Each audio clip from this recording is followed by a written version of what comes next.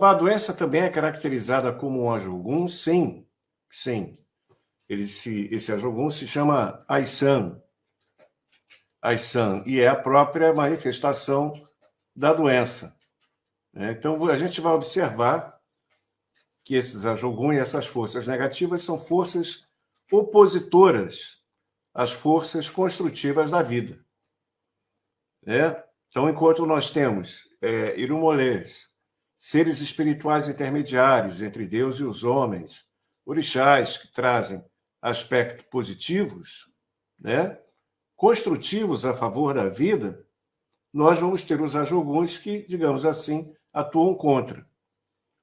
Então, por isso que nós vamos ter, no culto de Ami, soluções para ter vitórias sobre Iku, a morte, Aisan, a doença, Ijan, que são as lutas, Ejó, que são as confusões, apaziguamentos sobre Elenini, que é a divindade dos obstáculos, que não é exatamente um Ajogun, mas é uma divindade associada aos obstáculos do destino do ser humano. Urumbi Owó, o infortúnio financeiro, o Fu, perca. Uriburuku, que é o mau destino. Tem uma série de energias negativas que vocês aprendem no meu curso sobre Ameu Xorongá e aprendem como neutralizar essas energias negativas.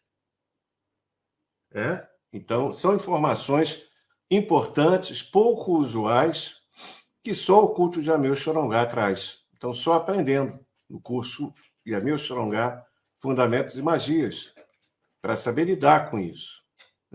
E afastar, apaziguar essas energias da sua vida e das pessoas às quais você, por acaso, venha a atender ou trabalhar. A Gleise Diamantino pergunta: Babá, por favor, explique. Ami tem alguma ligação com as águas? Obrigado.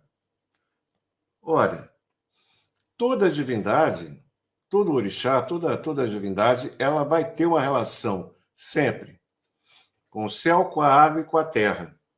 Não tem como. Tá? Porque, especialmente a água e a terra, são as fontes ancestrais de vida no nosso planeta. E a mim tem maior relação com Yaleu-Nilé, a divindade da terra. Tá? E mesmo em seu aspecto perigoso e destrutivo. Mas ela traz os atributos da fêmea, da mulher. Nesse sentido, os líquidos, eles são automaticamente associados à força feminina. Então, existem representações de Ami ligadas a determinadas águas. Mas a água em si não é o principal atributo de Ami. Inclusive, tem um Itã de Ami, muito famoso, que diz que a água não faz Yami salvar os filhos dos homens. Então, tem, inclusive, alguns Itãs de Ifá que explicam isso, sobre os pactos, sobre os Imule, que é outro assunto também que eu falo muito no curso, que eu ensino muito no curso. Então, tem uma relação com as águas, apesar de não ser o elemento principal. Tá? Apesar de não ser o elemento principal. O Márcio pergunta: esse culto seria totalmente feminino? Não, veja só. Não é porque um culto lida com uma energia feminina que só tem que ser mulheres a cultuar, muito pelo contrário. O culto de Yami, assim como outros cultos próximos, como o de Afé-Galedé, promovem a harmonia entre os gêneros na sociedade.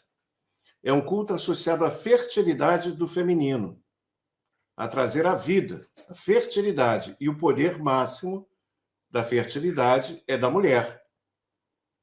Tá? Mas não é só mulher que lida, não. Muito pelo contrário. Tá? Inclusive, existem homens, por questões de ancestralidade, que têm a necessidade de fazer esses pactos. Inclusive, os chamados Imule, os pactos com Yami, para muitos homens, dão super certo. Tá? São bem positivos mesmo. Claro, quando isso é feito com conhecimento de causa. É só pensar da seguinte forma: homem também tem mãe, assim como mulher também tem pai. Então, a completude de uma força espiritual transita entre esses pilares, do masculino e do feminino, entre a harmonia do masculino e do feminino. Então, claro, existem cultos femininos, cultos masculinos, como o de Egungun, o de Iagã, por exemplo. Mas tanto homens como mulheres precisam, tá, cultuar. Tem aqui uma pergunta aqui do Fábio. Em uma consulta ao IFA, foi-me passado que não deveria cultuar as Yami.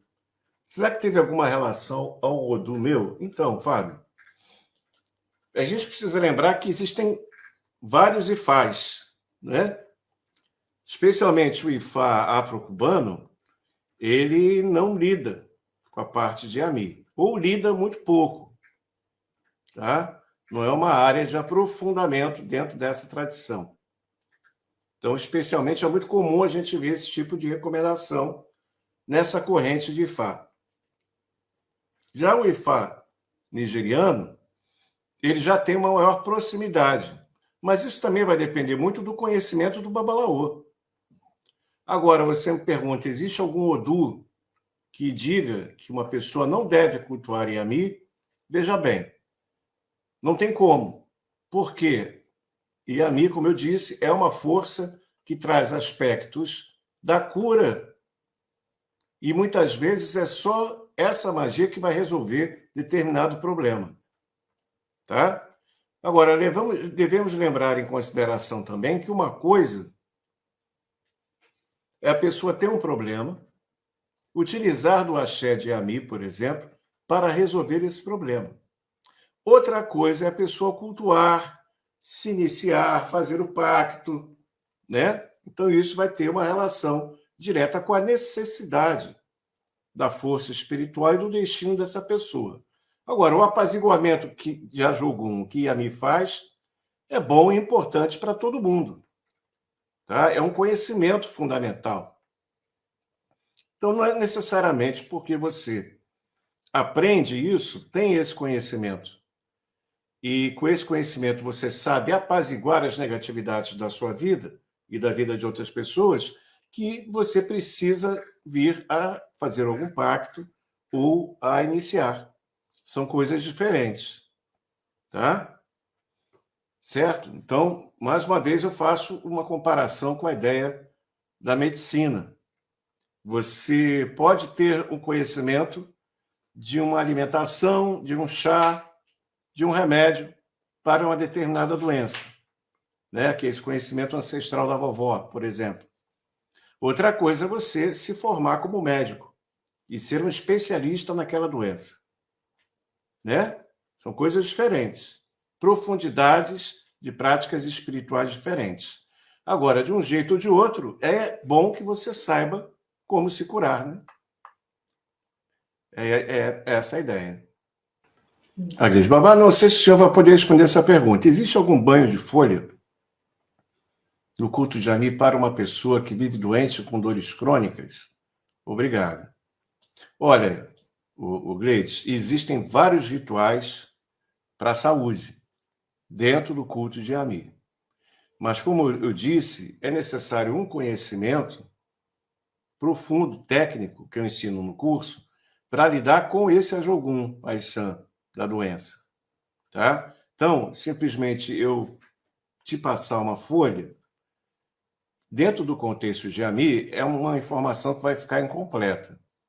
Mas existem muitas folhas relacionadas à saúde que eu posso te passar. Tá? Então, por exemplo, você tem uma folha muito boa relacionada à saúde, que é a folha da mamona roxa, o Elarapupá. É uma folha, inclusive, muito usada para crianças com negativa a Emerê, a Bicu. Tá? Uma outra folha muito boa para a saúde é o sândalo. Tá bom? A folha de sálvia também, uma folha famosa para as questões de saúde. E, é claro, quando a gente fala saúde, é muito genérico, né?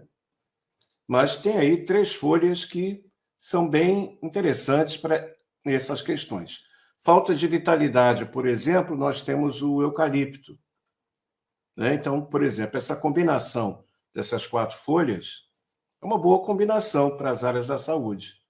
A mamona roxa, a sálvia, o sândalo e o eucalipto. Tá?